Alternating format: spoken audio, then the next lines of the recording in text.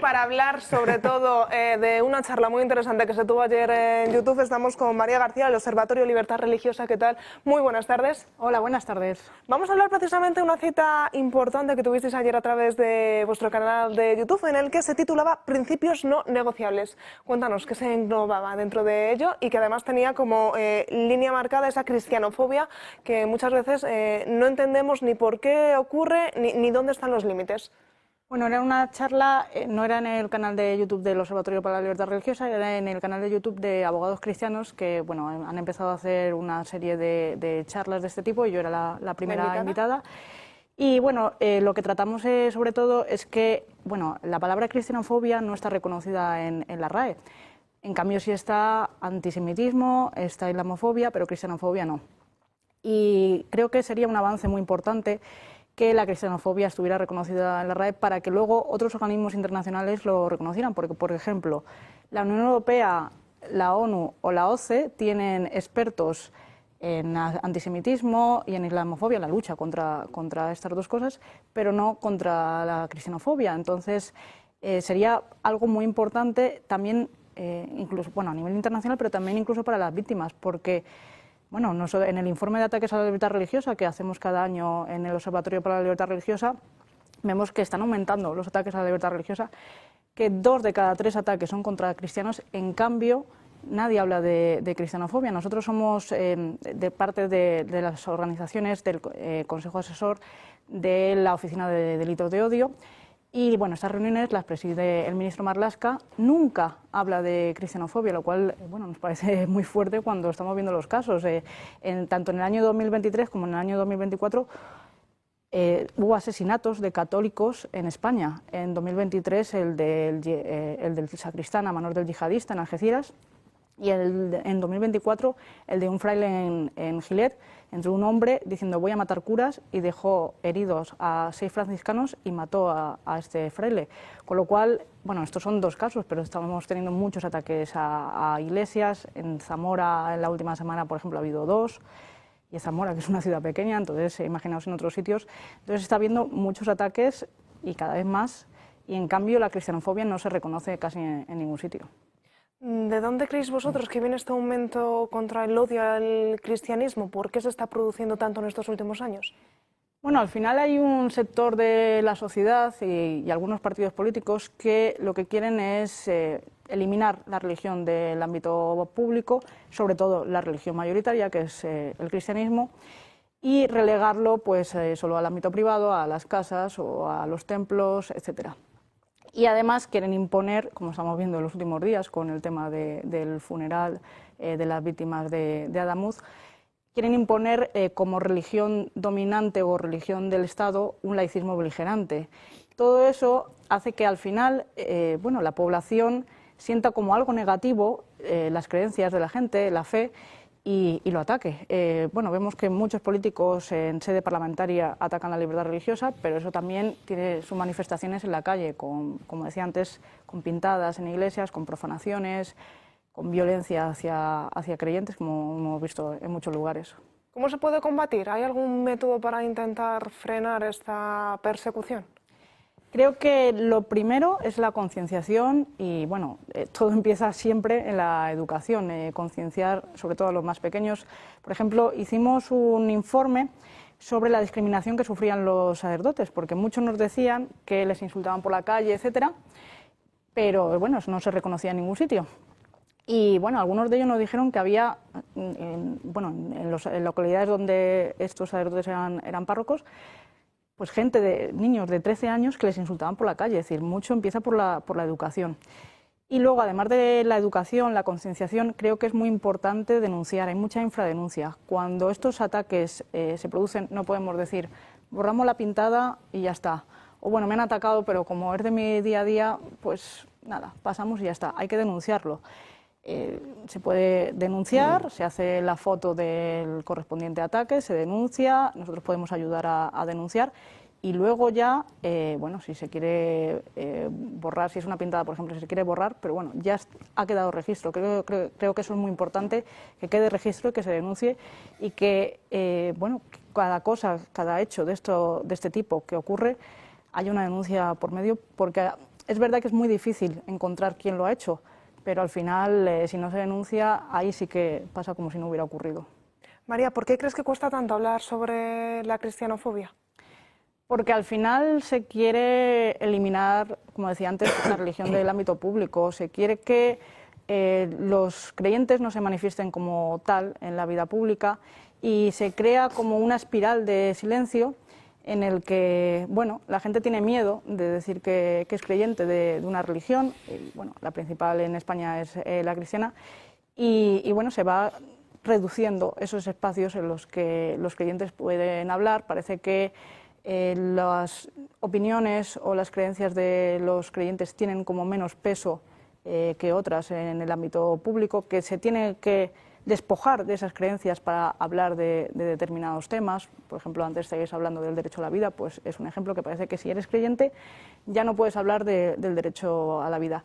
Y eso, pues eso, va reduciendo la religión a un ámbito privado y va imponiendo una religión laicista beligerante como religión principal, religión entre comillas, porque claro, no es una religión.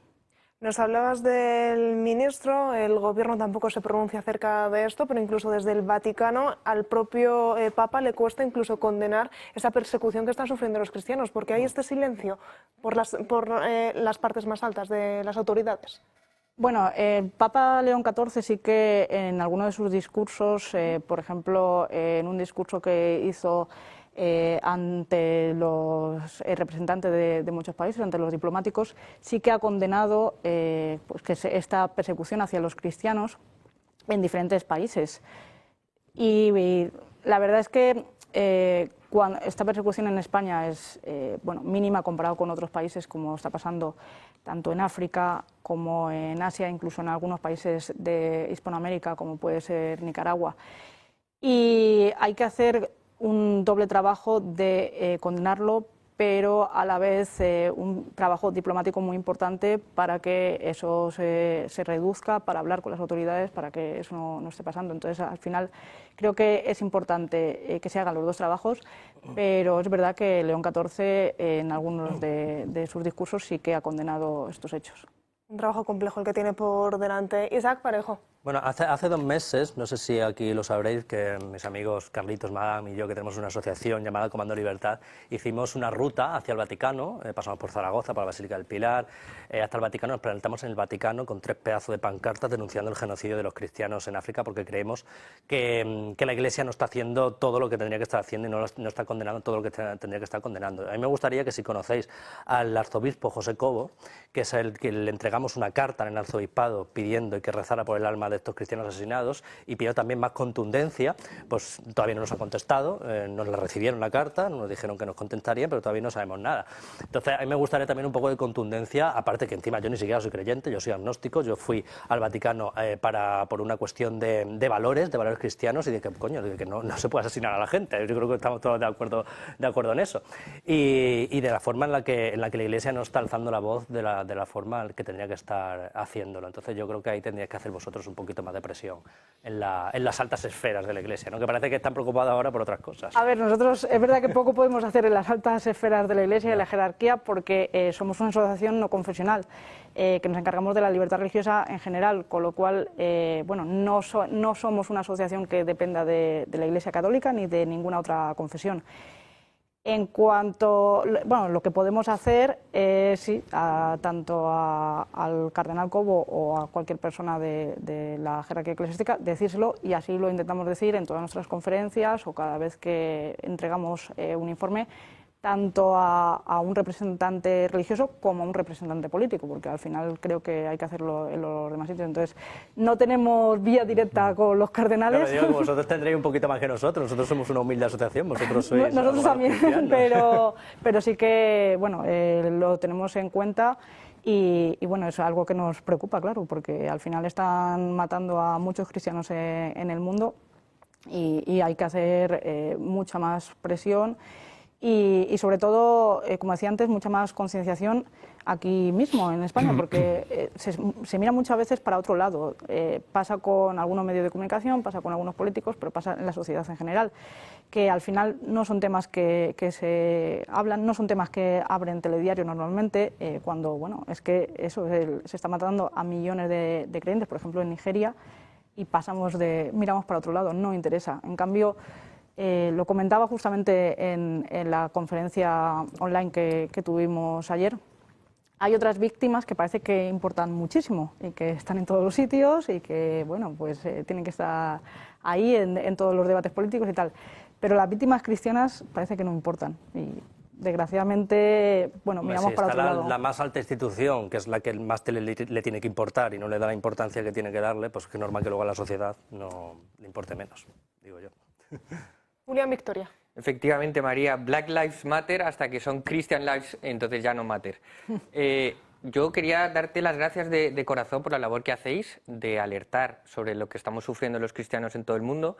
Yo soy un fiel convencido de que la batalla secular y eterna entre el bien y el mal ahora es más cruenta que nunca, y creo que el cristianismo es el último faro de esperanza que le queda a la civilización cristiana occidental para frenar el avance de todas las fuerzas del mal que vienen a destruirla, porque es la civilización más brillante que ha existido en la historia de la humanidad gracias a la influencia del cristianismo, y por tanto creo que la labor que hacéis alertando de las masacres por cientos de miles de cristianos en todo el mundo es absolutamente necesario. Tú y otros católicos que siguen dando la batalla, por supuesto no me refiero a la jerarquía eclesiástica, sino a los católicos o los cristianos de a pie, que intentamos todos los días con nuestra fe y con nuestro testimonio alertar de lo que está pasando, y por eso gracias por estar aquí. Bueno, gracias por tus palabras, y creo que bueno, me habéis dado gracias por el trabajo. También dejo aquí el recado a los políticos, ya que bueno, creo que es importante eso, que nos preocupemos de lo que está pasando en los países de África y de Asia, donde están persiguiendo a los cristianos, pero también de lo que está pasando aquí. Nosotros estamos promoviendo una ley de protección de símbolos religiosos, porque bueno, estamos viendo cómo aquí están tirando cruces, pues eso, se profanan iglesias y no pasa nada, etcétera. Entonces, sería muy importante que tanto a nivel nacional como en las comunidades autónomas se protejan los símbolos religiosos, sobre todo los que tienen mayor historia, para que, bueno, no pueda salir gratis eliminar símbolos religiosos. Y también lo que pedimos es que se proteja los sentimientos religiosos, que no se elimine del Código Penal, porque bueno, parece que sale también gratis mofarse muchas veces de las creencias religiosas. Entonces, creo que ahí es algo que desde los partidos políticos podéis hacer y debéis hacer para que justamente esta libertad religiosa sea respetada en España. Coges el testigo, coges la nota, Por trasladas. supuesto, y animo al gobierno actual, esperemos que no duradero, de la Comunidad de Madrid para que proteja, por ejemplo, la cruz más alta del mundo, que es la del Valle de los Caídos. Bueno, una mentira más. Yo sí quería darte las gracias porque tuve la oportunidad de ir a la presentación del informe que hacen sobre el Observatorio de Libertad Religiosa. Ese informe está bastante bien porque es la defensa del ejercicio de un derecho fundamental en España, que está grabado en la Constitución, y si no recuerdo mal, en ese informe precisamente viene los ataques que se hacen a la libertad religiosa desde sede parlamentaria, siendo Vox el segundo o tercer partido político que más ataca a la libertad religiosa en España. Yo creo que es tenerlo claro. El segundo y el tercero son, bueno, el primero es el PSOE, Sumar. Sumar, y luego están Podemos y el PP, y luego ya más abajo está Vox. No. Vaya, los bulos de la ultraderecha. Parol pillaba el crucifijo, lo dejo como anécdota para los... Bueno, eso no lo hemos incluido como ataque a la libertad religiosa porque No, lo sé. está metido. O sea, todo. es equiparar cosas que no son comparables. Pues bueno, yo la verdad que recordaba otra cosa, pero bueno. En cualquier caso, creo que es fundamental. O sea, que muchas gracias. Gracias, y eso, bueno, sigo comentando, muchas gracias también porque vosotros desde el grupo parlamentario habéis apoyado mucho este informe. Y bueno, creo que se pueden dar muchos pasos tanto en la sociedad como a nivel político para que la libertad religiosa en España se proteja cada vez más. María, muchísimas gracias por estar con nosotros.